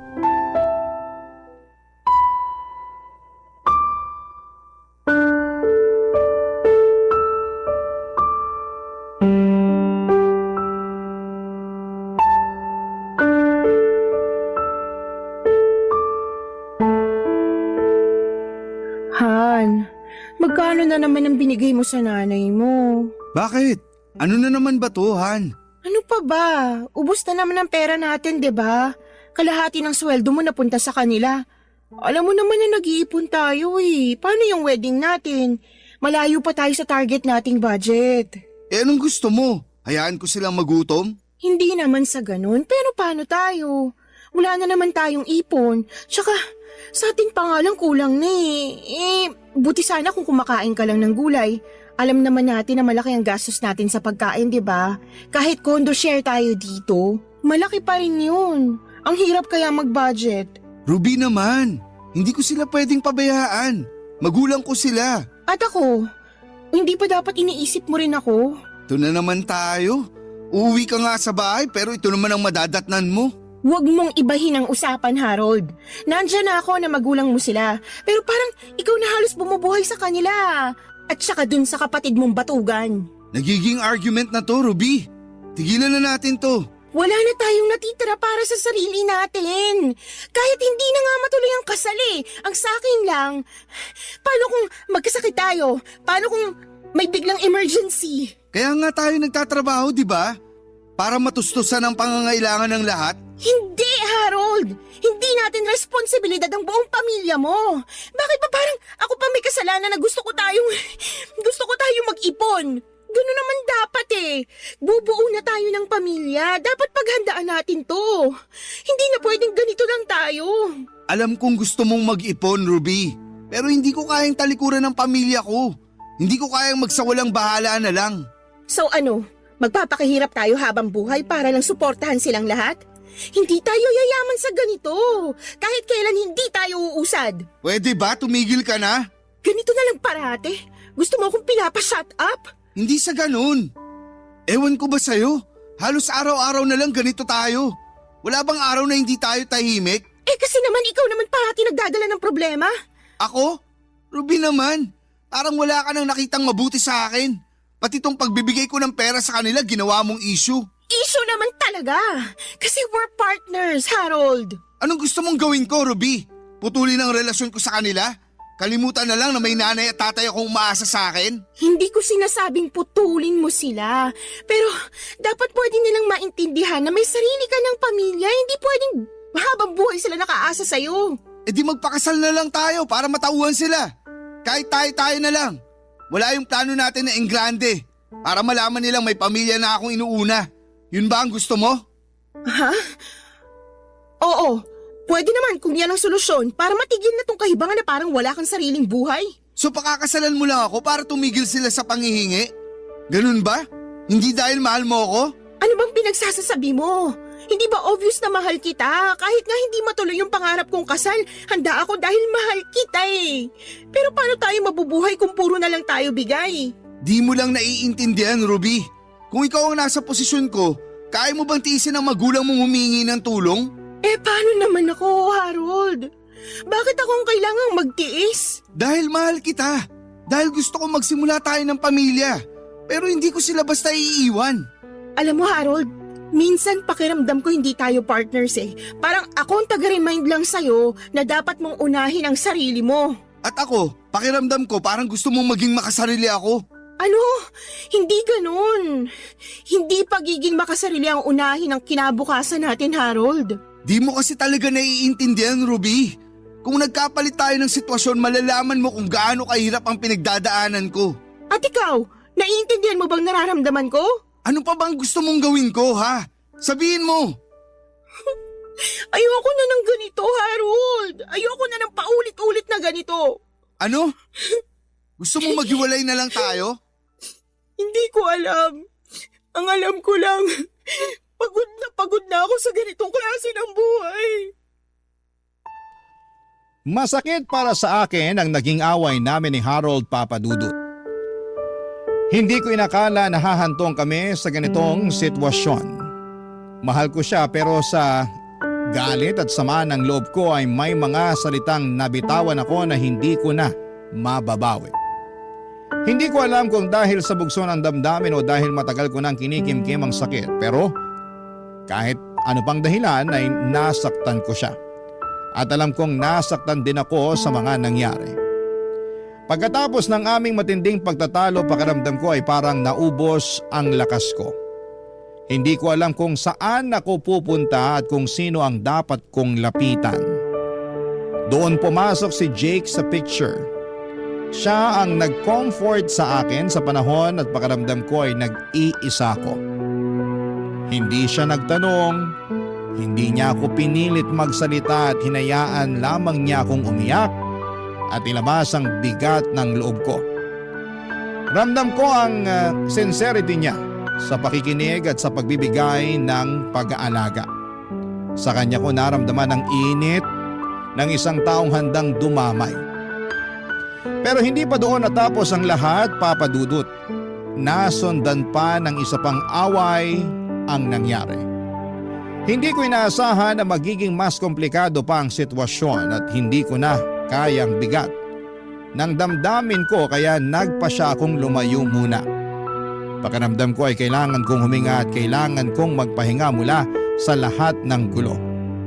Doon nag-offer si Jake na doon na lamang muna ako sa kwarto niya magpalipas ng gabi. Alam kong hindi yon tama pero pumayag ako. Ang mahalaga lang sa akin ay ayokong matulog sa room namin ni Harold kahit wala siya at pumasok na sa trabaho. Habang nakahiga ako sa kama ni Jake ay hindi ko maiwasang balikan ang mga nangyari. Napatanong ako sa sarili ko. Tama ba ang ginawa kong desisyon? Tama bang dito ako nagpunta? Pero sa kabila ng lahat ng tanong sa isipan ko, ang sigurado lamang ako ay isa. Pagod na ako. Gusto ko lang mapag-isa kahit saglit. Gusto ko lang maramdaman na may isang tao pa rin na nandyan para sa akin. Kahit na hindi ko siya hiningi, Papa Dudut. At sa gabing yon si Jake ang naging sandalan ko, Papa Dudut.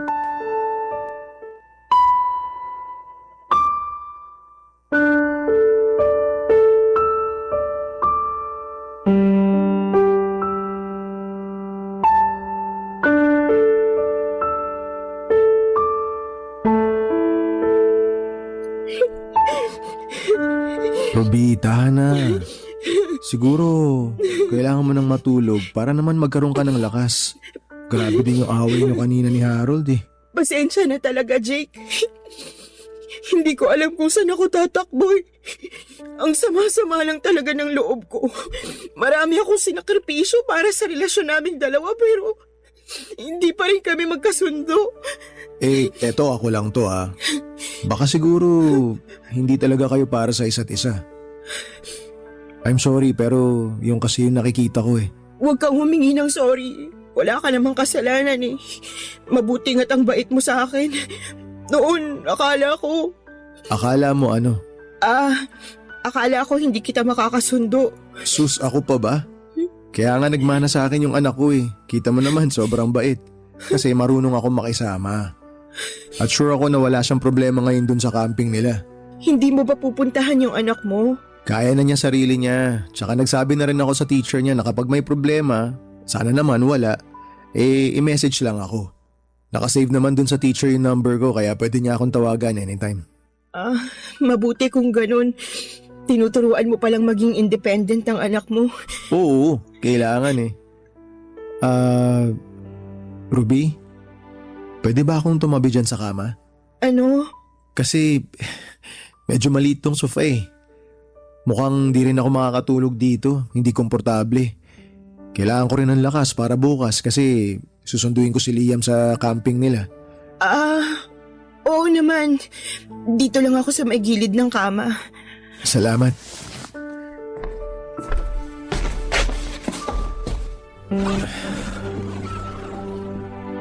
Naiilang ka pa rin ba sa akin?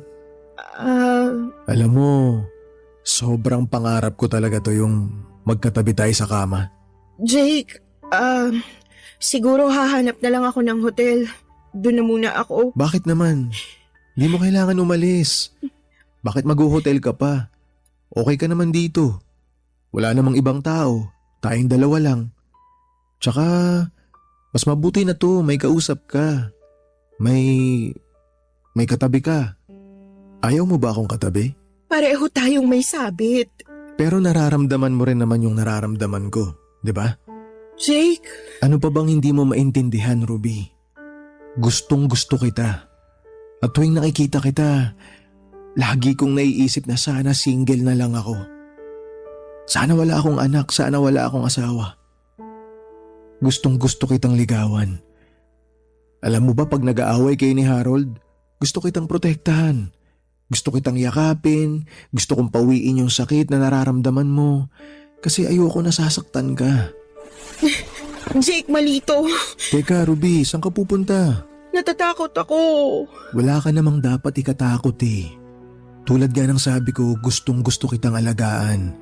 Gustong gusto kitang protektahan. Tsaka alam ko, ramdam na ramdam ko na gusto mo rin ako. Sige nga, Ruby. Sabihin mo nga sa akin na hindi totoo yung nararamdaman ko. Tingnan mo ako sa mga mata. Sabihin mo na hindi mo ko gusto. Hindi to pwede. Ruby, hindi mo pa ba napapansin? Pinagtagpo tayong dalawa. Mahal na kita. Naguguluhan ako. Ruby, hindi mo ba ako narinig? Ang sabi ko, mahal kita. Alam mo, kung wala lang si Harold, pwede kitang mahalin eh. Hindi mo ako pwedeng mahalin kasi may Harold. Eh hindi pa naman kayo kasal eh. So ibig sabihin pinipigilan mo lang yung sarili mo. Pero ang totoo, mahal mo na talaga ako. Siguro. Anong siguro? Hindi ako naniniwala sa'yo. Yang nararamdaman mo wala nang pag-aalinlangan yan. Alam ko na sigurado ka na. Mahal na mahal kita, Ruby. Gusto kitang alagaan. Mahal din kita. Sabi ko na nga ba eh. Alam ko talaga na mahal mo na ako. Oo, mahal kita. Pwede ba kitang halikan, Ruby? Jake.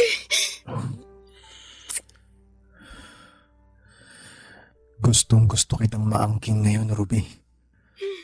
Sige, angkinin mo na ako, Jake.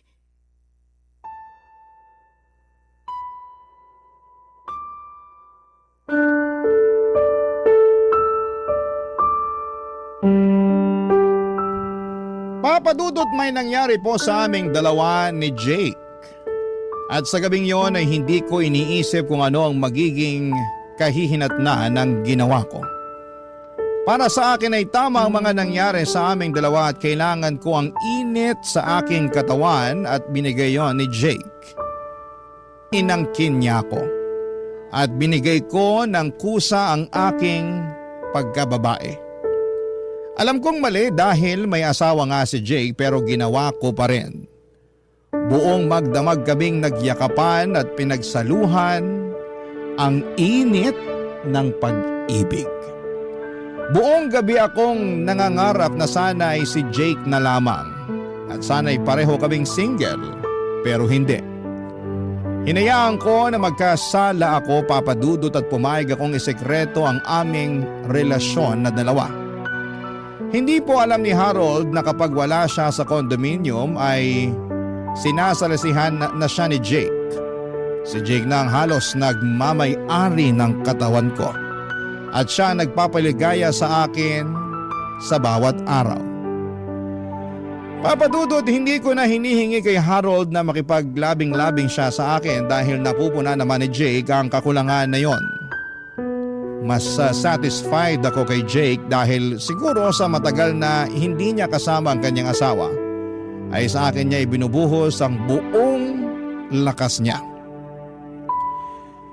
Mahal ko na si Jake at nagiging bisyo na ang angkinin niya ang katawan ko.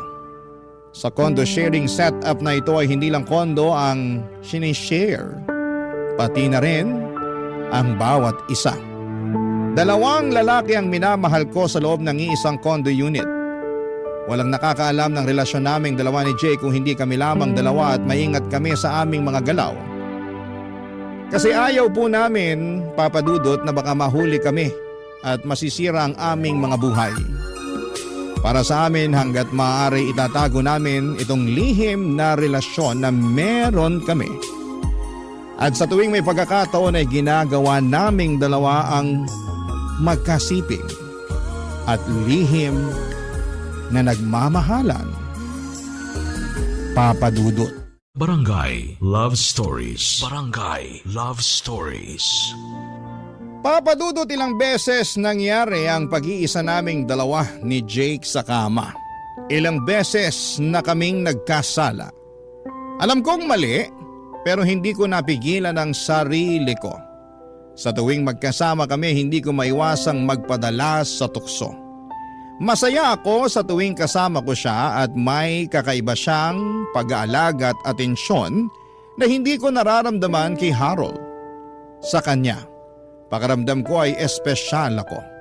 Parang ako lang ang mahalaga sa mundo niya. Kaya naman paulit-ulit akong bumabalik sa kanya kahit alam kong mali. Paulit-ulit namin ginagawa sa room niya o sa room namin ni Harold kapag wala ang anak niya o wala si Harold. Parang kami ang mag-asawa kapag kami lang ang naiwan sa unit namin. Sa bawat pagkakataon na kami lang ni Jake ang naiiwan sa kondo, laging may kaba sa puso ko. Alam kong delikado ito, alam kong isang maling galaw lang ay maaaring mabuko kami. Pero sa kabila ng takot ay patuloy pa rin ang ugnayan at relasyon ko sa kanya. Lagi akong may dahilan. Isa na lang. Huling beses na ito. Pero nauulit at nauulit pa rin. Para akong isang taong nahulog sa isang malalim na hukay at hindi makaalis. Para akong isang asong nauulol sa kanya. Hanggang dumating ang araw na pinakakinakatakutan ko. Nahuli po kami ni Harold. Ang masayang mundo na binuo ko kay Jake ay biglang gumuho sa isang segundo. Hindi ko makalimutan ang itsura ni Harold nang makita niya kami. Para siyang namutla pero hindi siya agad nakapagsalita. Nanigas siya sa kinakatayuan niya at sa mga mata niya ay nakita ko ang sakit at galit. Parang hindi siya makapaniwala sa mga nakikita niya. Alam kong nasaktan ko siya at sa totoo lang ay wala akong kahit na anong salitang pwedeng sabihin para mabawasan ang sakit na nararamdaman niya. Si Jake naman ay hindi agad nakapagsalita at nakagalaw. Para siyang natulala. Hindi rin niya alam kung paano magpapaliwanag. Kakatapos lang namin gawin ang bagay na yon sa kama at wala pa kaming saplot. Pareho kaming naka-underwear lang at hindi ako makagalaw. Hindi makatingin ang diretsyo kay Harold Papadudut.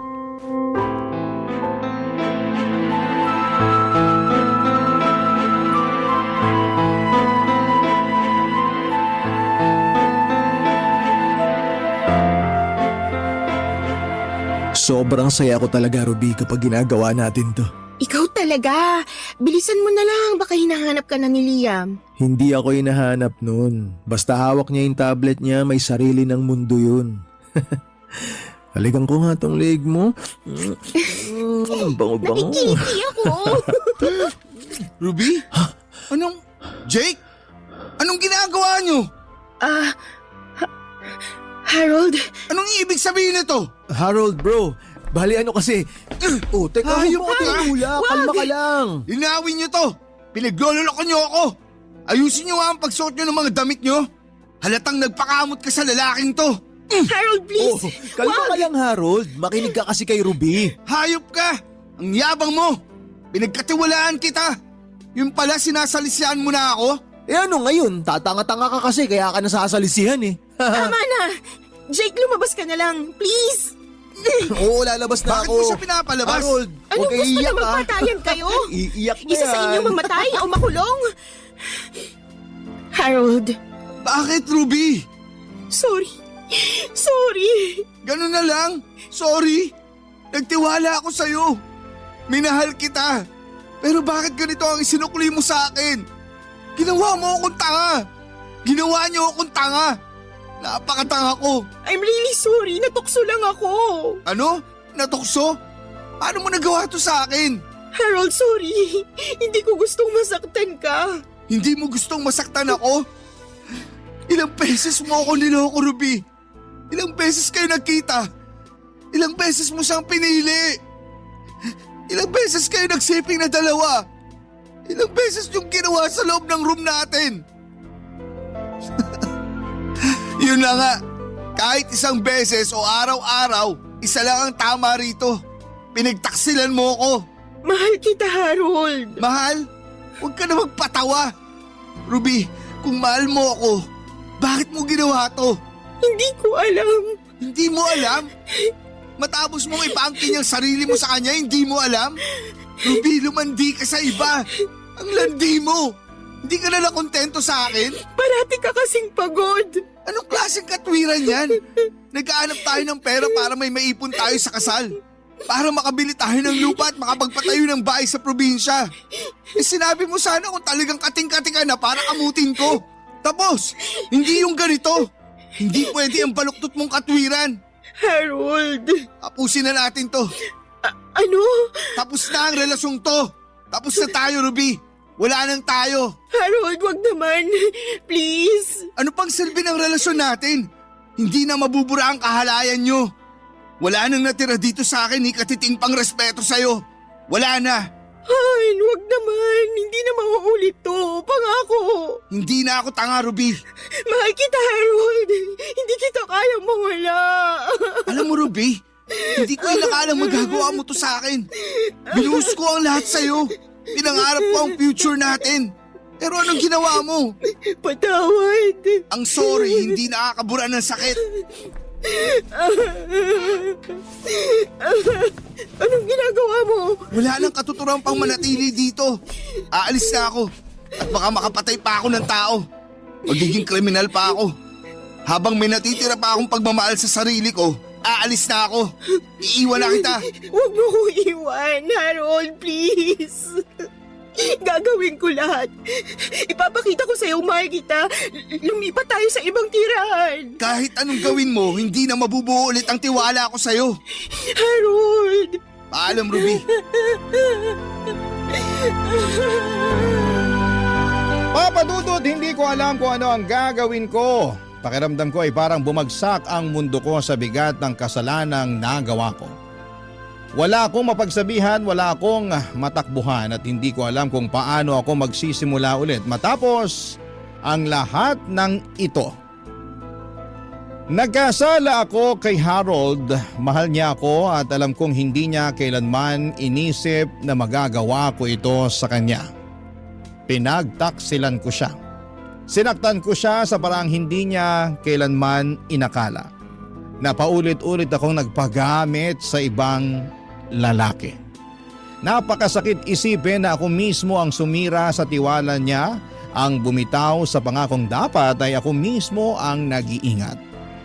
At hindi lang si Harold ang nasaktan ko, pati na rin ang asawa ni Jake. Isang pamilyang buo ang nadungisan dahil sa akin. Kung talagang may respeto ako sa pagkatao ko ay hindi ko kinagat ang mga paramdam ni Jake. Hindi ko kinagat ang offer niya. Hindi ko kinagat ang mansanas ni Adan.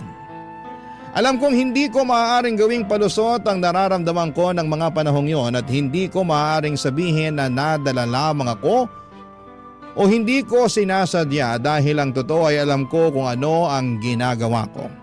Alam ko pong mali, Papa Dudut, pero hinayaan kong lamunin ako ng tukso. Kaya hindi ko alam kung paano babawiin ang mga pagkakamaling ito. Hindi ko alam kung paano haharapin si Harold. Mas lalo kong kinakabahan sa maaring mangyari kung sakaling malaman ng asawa ni Jake ang tungkol sa amin. Siya ang tunay na biktima ng kasalanang ito at ang anak nila. At kahit na anong gawin ko ay hindi ko na mababawi ang mga nangyari. Gusto kong magtago, gusto kong burahin ang lahat ng ito pero hindi ko magawa. Hindi ko kayang takasan ang sarili kong konsensya. Umalis ako sa condo unit na yon at winakasan ko na ang ugnayan namin ni Jake at nilunok ko lahat para lamang kausapin si Harold. Dahil ayaw kong mawala siya sa buhay ko. At umaasa ako na tatanggapin niya ako kahit buntis ako at si Jake ang ama ng dinadala ko.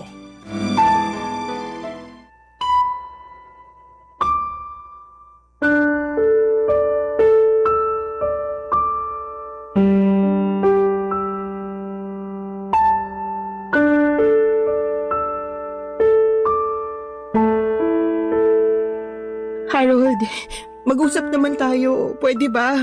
Ano pa bang pag-uusapan natin, Ruby? Harold, patawarin mo ko. Wala nang saysay ang paghingi mo ng tawad, Ruby. Tapos na tayo. Hindi pa ba malinaw sa'yo yun? Alam kong wala akong karapatang humarap sa'yo ngayon pero sana bigyan mo ako ng pagkakataon. Pagkakataon? Matapos mo akong lokohin? Matapos mo itapon ang lahat ng pinagsamahan natin? Ano ba sa tingin mo, Ruby? Na madali akong kumbinsin? Harold, alam ko nagkamali ako. Alam ko nasaktan kita. Nagpakagaga ako pero... Pero ano? Natukso ka lang dahil siya ang parati mo nakikita sa kondo? Dahil mas maganda ang katawan niya? Dahil ang gwapo niya?